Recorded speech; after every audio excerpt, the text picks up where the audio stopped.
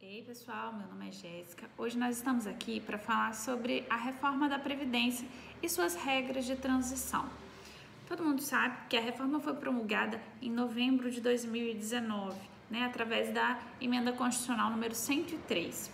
Bom, ela estabeleceu a nova regra para o pessoal que ainda está longe de se aposentar, que é de 62 anos de idade mínima para as mulheres e 65 anos para os homens, sendo que para essas pessoas o tempo mínimo de contribuição é de 15 anos. Para os homens que começaram a contribuir após a reforma da Previdência, esse tempo de contribuição ele sobe para 20 anos. Bom, mas essa regra não é válida para todo mundo, né? O pessoal que já estava mais próximo de aposentar, que já está com uma idade mais avançada, vai se encaixar nas regras de transição.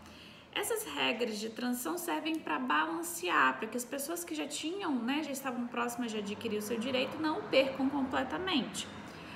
São 5 regras de transição. Elas são um pouquinho complexas, a gente vai tentar resumir aqui no vídeo. Se você quiser saber mais a fundo sobre isso, deixa o seu e-mail abaixo que a gente tem uma apostilinha, um guia prático sobre as regras de transição, suas fórmulas de cálculo, a gente envia para vocês por e-mail, tá bom? Bom, vamos lá. Primeira regra de transição, a regra da idade mínima. Nessa regra se mantém o tempo de contribuição anterior, que era 30 anos para mulher, 35 para homem, tá? Só que aqui, hoje em 2021, a mulher precisa ter no mínimo 57 anos e o homem precisa ter no mínimo 62 anos de idade, tá? Então, essa regra ela vai mudando com o passar do ano, essa idade ela vai subindo gradativamente, até chegar em 2031, quando as mulheres vão chegar no limite de 62 anos, e em 2027, quando os homens vão chegar no limite de 65 anos, ok? Bom, segunda regra de transição é o sistema de pontos, super simples. Esses pontos também vão aumentando com o passar do tempo, tá, gente? Esse jogo de pontos nada mais é que a soma da sua idade com a soma do seu tempo de contribuição. Hoje, para as mulheres está em 88 pontos e para os homens está em 98 pontos. Isso vai subir gradativamente até chegar em 100 pontos para as mulheres e chegar em 105 pontos para os homens em 2028, ok? A terceira regra de transição é o pedágio de 50%.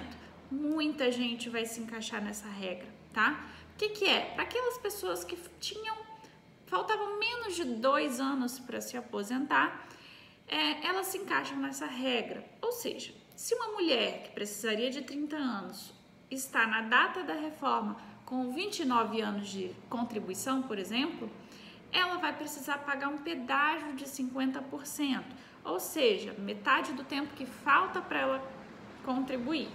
Resumindo, se ela tinha 29 anos, ela vai ter que contribuir por mais 1 ano e meio, tá? Então, ao invés de ter 30 anos de contribuição, ela vai precisar ter 30 anos e 6 meses. É uma regra super simples, não precisa ter idade mínima nessa regra, ok? A quarta regra é o pedágio de 100%. Para essa regra, qualquer pessoa pode se enquadrar, Ela serve para aquelas pessoas que têm muito tempo de contribuição e uma idade mais baixa, tá? A idade mínima para essa regra é de 57 anos para as mulheres e 60 anos para os homens. Então, teve esse tempo em qualquer período, por exemplo, faltavam 3 anos para se aposentar, não vai se enquadrar na regra de 50%, então vem para a regra de 100%. Além dos 3 anos que tem para contribuir, ainda vai faltar 3 anos. Ou seja, se é um homem que precisaria contribuir 35 anos e faltam 3 anos para se aposentar na data da reforma, ele vai ter que contribuir por 38 anos, tá? A quinta e última regra é a regra de transição da aposentadoria por idade. Embora ela pareça muito com a primeira, são ideias completamente diferentes, porque ela é uma regra de transição para outro tipo de aposentadoria. Nesse caso, as mulheres elas precisam ter 60 anos de contribuição de idade e 15 anos de contribuição.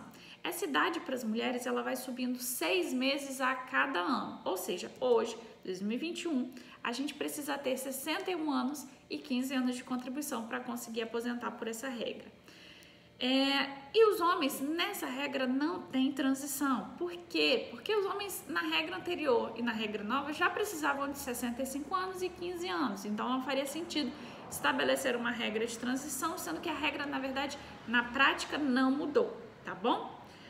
Apesar de todo mundo estar aí falando que essa questão de estabelecer a idade mínima é uma coisa muito ruim, na prática, de verdade, isso não foi o pior. Eu costumo dizer para as pessoas que me perguntam sobre o assunto, isso não foi o pior da reforma.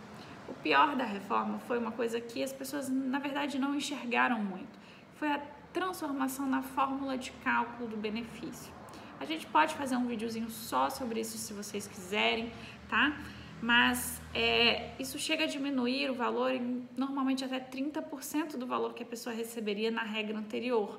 Isso é muito prejudicial para os beneficiários, né, para os segurados do INSS. Infelizmente, não há mais o que fazer. Agora é correr atrás para ver quem tem o direito adquirido, né, já na data da reforma, e que para quem não tem vai se enquadrar. De todas essas regras de transição, financeiramente a mais vantajosa é a primeira, que é a regra de transição de idade mínima mais tempo de contribuição, porque nessa não tem incidência do fator previdenciário. Bom, se vocês precisarem de tirar alguma dúvida, quiserem saber mais alguma coisa, é um assunto realmente muito extenso, não dá para resumir aqui tudo.